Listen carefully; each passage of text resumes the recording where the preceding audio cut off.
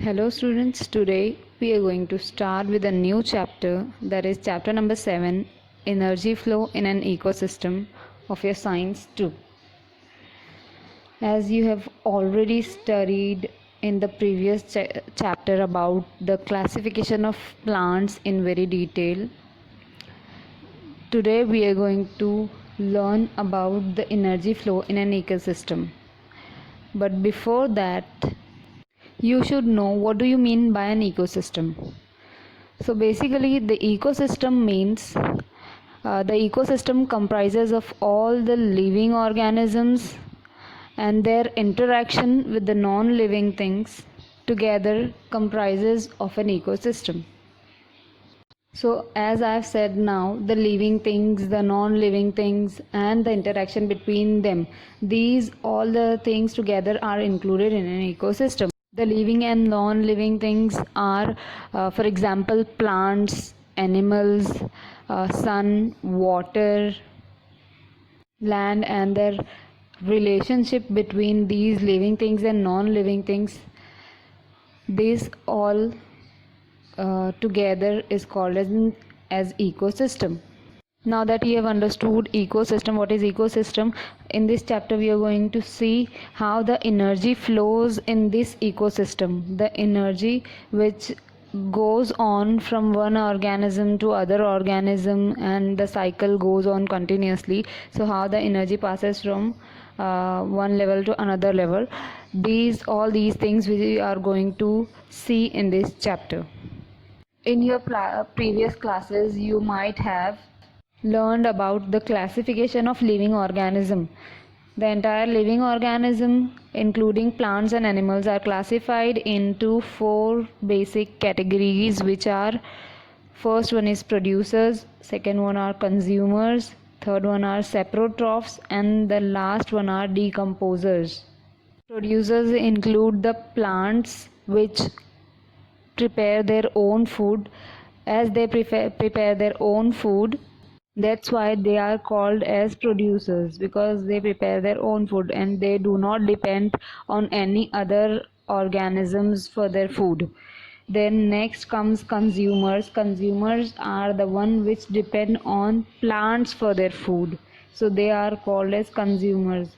Also, they may be some animals which depend on other animals, they can also be included in consumers.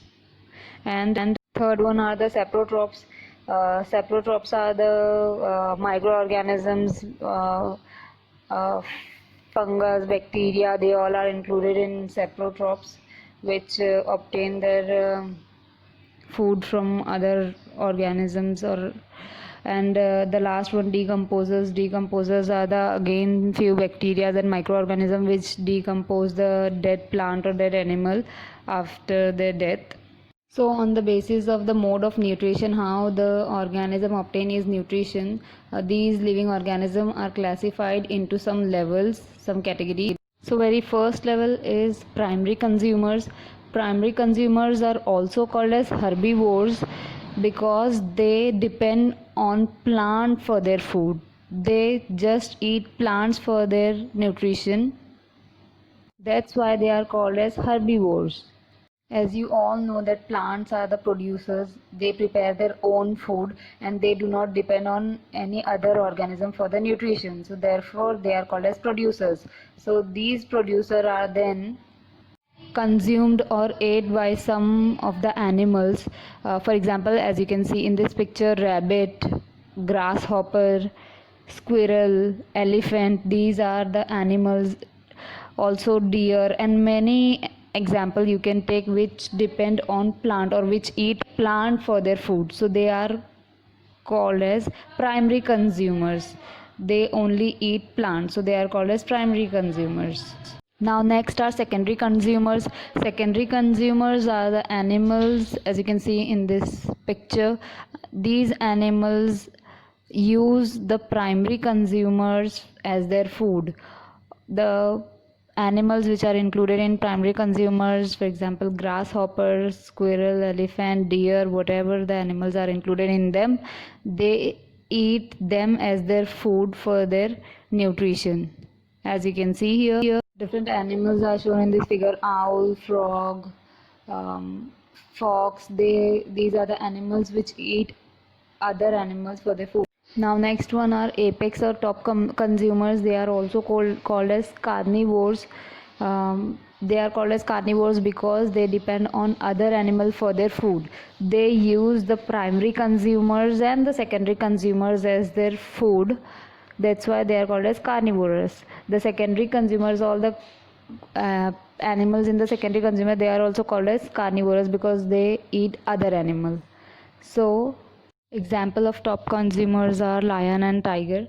They are uh, called as the top consumers because no other animal can eat them. As you all know, lion and tiger uh, are very strong and powerful. No one eats them. That's why they are the top consumers in this level. Next level is the omnivores. Omnivores are also called as mixed consumers. They are called as mixed consumers because they can feed on both plants and animals for their food. They can eat both, either plant or animals for their food. The best examples of omnivores are human beings, bear, monkey, chimpanzee, many other animals. We human beings are also included in omnivores as we can depend on both for our food. From plants, we get fruits and vegetables which we eat, so that comes under plants. And we many of us also consume some animals like we eat chicken, meat for our food, so that's why we are called as omnivores. Now our next topic is food chain and food web. Okay, we'll very quickly go through this topic. As you all know, there are many interactions which goes on between producers, consumers, and saprotrophs, which are the categories in which living organisms are divided on the basis of their food intake, how they eat their food. So in that manner, these food chain goes on. As you can see in this figure, with the help of sunlight and water, the plants produce their own food, and then those plants are then consumed by some small animals like grasshopper. You can see here, grasshopper eat plants, then grasshopper and some other small animals and insect are eaten by frog eats some frog and many other animals like owl, rat. And then these frog, rat, they are eaten by snake, as you can see in this figure. Then snake is consumed by eagle or vulture. So these eagle and vulture, they consume snake. But now next, on the next level, these eagle or vulture are not consumed by any animals. They are the top consumers. They are not consumed by any other animal. So after their death, when these animals are dead by naturally or some injury, so after that they are then decomposed by microorganism. As you can see, they are also called as saprophytes. Some bacteria and microorganisms, they are decomposed. Then after decomposition, there remains the remains of the dead body, they get decomposed, and the nutrition get mixed into the soil. So from the soil again it is consumed by the plant. So this cycle goes on continuously. So this is how the food chain goes from one level to other level, and it is a continuous chain and continuous cycle, and it goes on continuously. So hope you understood both the topics. So that's it for today. Now we'll continue in our next lecture. Thank you.